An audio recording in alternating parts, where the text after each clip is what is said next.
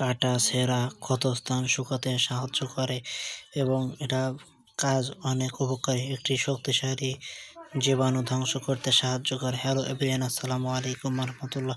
Medicine point YouTube channel এবং Facebook পেজে আপনাদেরকে স্বাগতম। বরাবর ন্যায় আপনাদের মাঝে আরও একটি নতুন ভিডিও নিয়ে হাজির হলাম। স্ক্রিনে যে আপনারা মেডিসিনটা দেখতে, এটি হচ্ছে ভায়োডিন 10%। এটি মূলত পলিডন আয়রন ইউএস।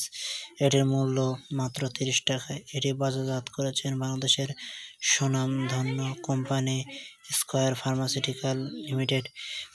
তো আজকে আলোচনা করব এটির কাজ কী এবং এটি কীভাবে ব্যবহার করতে হবে, বিস্তারিত বলবো ইনশাআল্লাহ।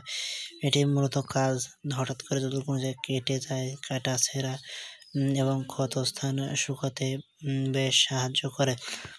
আপনার যদি তাৎক্ষণিক কোনো জায়গায় কেটে যায়, দেখবেন এটি লাগাবেন এবং এটি আপনার ওই স্থান খুব দ্রুত শুকাতে সাহায্য করবে। এবং এতে আরও কিছু কিছু কাজ রয়েছে যেগুলো নেওয়ার ফলে আপনার শরীরের যে কোনো ক্ষতস্থান শুকাবে এবং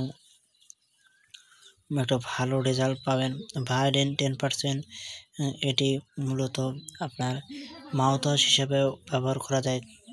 এটি কুসুম কুসুম গরম পানি দিয়ে মালিশ কুলি করতে হবে এবং এটা যে স্ক্রিনে দেখতে পাচ্ছেন, এটি মূলত জীবাণুনাশক। হঠাৎ করে যদি কেটে যায় এবং আপনার অল্প বা বেশি পরিমাণ কেটে গেলে এটি প্রতিদিন ড্রেসিং করতে হবে এবং ড্রেসিং করার ফলে আপনার ওই স্থান খুব দ্রুত শুকাতে সাহায্য করবে। এবং আপনি যখন কোনো সার্জারি বিশেষজ্ঞের কাছে যান, দেখা যায় বড় বড় ডাক্তাররা ভায়োডিন, পলিডিন ইত্যাদি এগুলো লিখে থাকে, কারণ এটি শক্তিশালী জীবাণু ধ্বংস করতে সাহায্য করে এবং এটি আরও কিছু কিছু কাজ রয়েছে। যেমন আপনার ওইখানে যে কেটে গেছে ওই স্থানে কেটে গেলে জীবাণু ধ্বংস করার জন্য বেশ উপকারী একটি জিনিস। এবার আসি, এটি দীর্ঘদিন ব্যবহার করা যাবে কিনা। যতদিন আপনার কাটা ছেঁড়া থাকবে ততদিন এটি ব্যবহার করতে পারবেন, তবে শুকনো যাওয়ার পরে এটি না ব্যবহার করলেও চলবে।